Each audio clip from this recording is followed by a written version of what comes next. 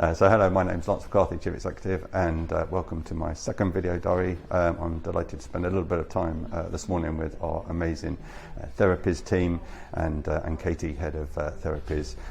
They provide services across 4 different disciplines.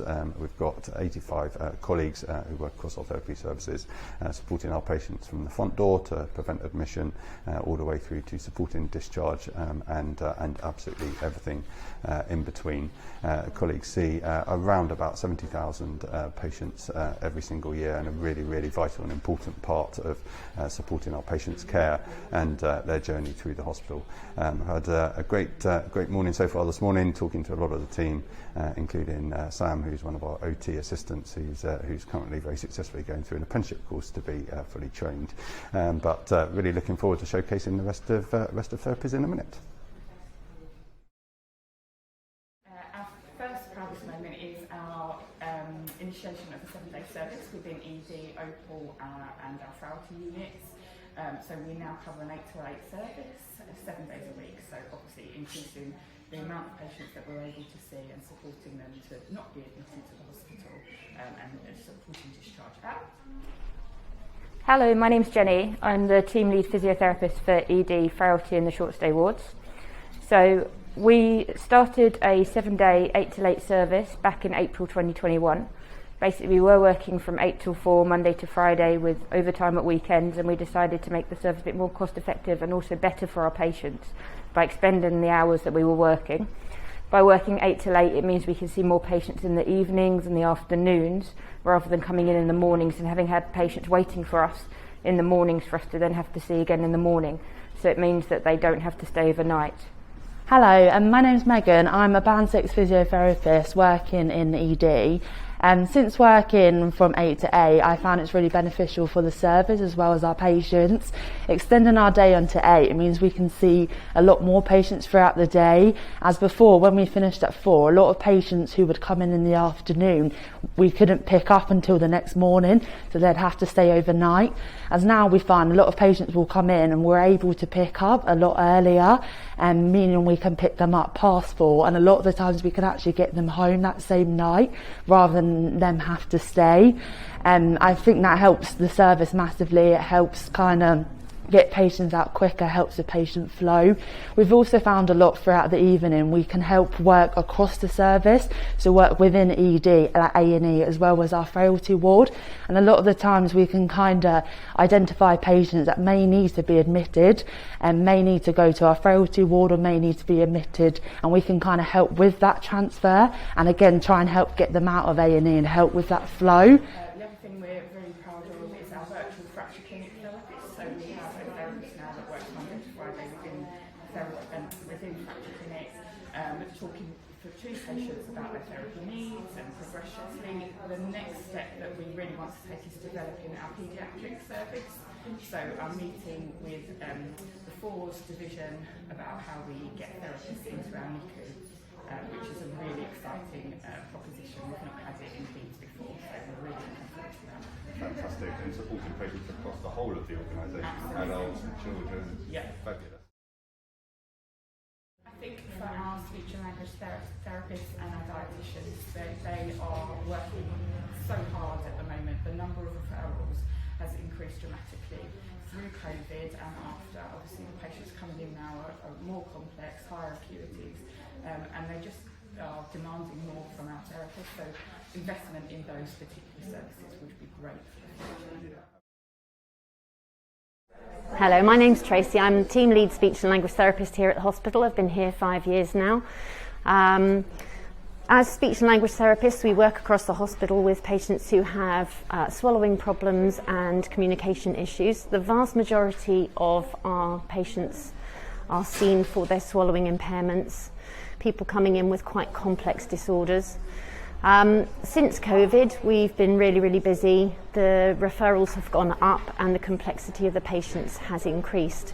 So it's actually taking us a lot longer to get around people and to resolve the issues that we have with those patients.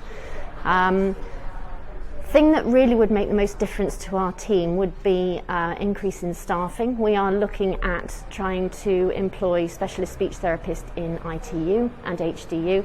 And also we have been looking at the possibility of a 7-day service. Although at the moment, with the team being so small, there's absolutely no way we can try to do that. We'd need to look at a whole business case around that. But that would make a vast difference to us.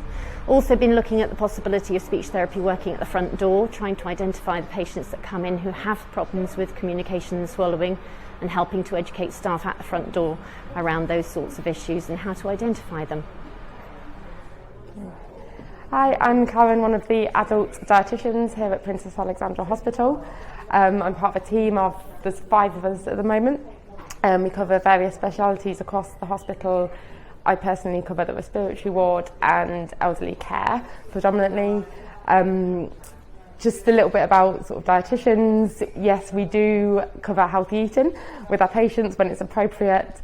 But actually that's a bit of a myth and something we don't cover so much in acute settings.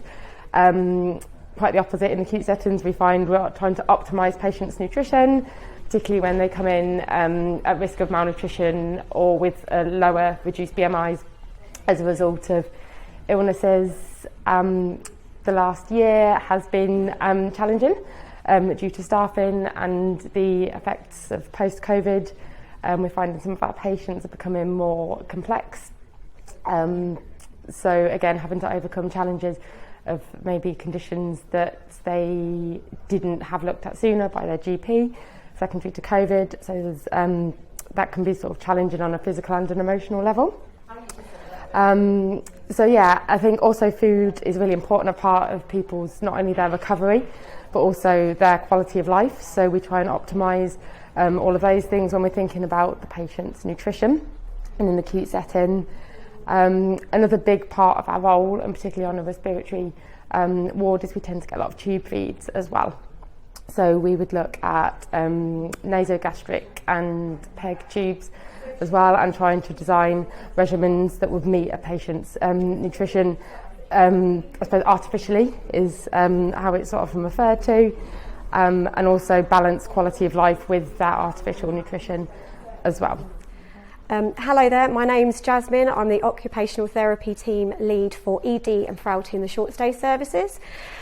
We work as an integrated team, so we have occupational therapists and physiotherapists working alongside one another. We've worked on developing competencies so that we can upskill one another, so that we have a better patient experience. We've developed a performer called the Comprehensive Geriatric Assessment that we use alongside the medical team within Frailty Assessment Unit, social workers and pharmacists to have a more streamlined approach. And we feel this has really benefited our patients. I'm Vicky Milton. I'm a Band 4 therapy assistant within the ED team. I am qualified to work under both physios and occupational therapists and do functional assessments as well as what OTs do, looking at the environment and the equipment. From a patient point of view, we get lots of good feedback what we offer from the front door to also our short stay units on AAU and Charnley ward. We have got good relationships with the community, so we have good resources to make a safe and effective discharge, and we can also refer patients into things like pulmonary rehab or community OT, meaning that the patients have always got, we're always safeguarding at home as well, and they're effectively going home safer with a better discharge. As an OT, I would like to just explain like how much we just trying to improve everything on the OT process and focusing on the patient environment. If it's something, then we would like to just provide extra equipment to support the patient at home. We will do that. And also we're working quite closely with the social service to make sure the patient will have like all good care at home. So what an amazing team of therapists we have, and showcasing just a small amount of some of the fantastic work they do for all of our patients. Can I just say a huge thank you again for another very busy weekend that we've had in terms of demand for urgent and emergency care service, and thank you for all of those who've worked over the weekend and your continued support to ensure that our patients flow through the hospital effectively and safely. I hope you're all enjoying your £5 Costa voucher, which you should have received at home usable in Costa Hill or any other Costas in the country. And then finally, I just wanted to say that I had the privilege of collecting an award on behalf of the whole of the NHS from the Heart for Harlow Community Awards last week. Fantastic environment, fantastic ceremony on awards service. Congratulations to our States and Facilities teams and our chaplaincy team, who were both shortlisted for an award. Really lovely to see the support that the whole of the community has for the whole of the NHS, and it was an absolute pleasure to be able to pick up an award on behalf of the NHS.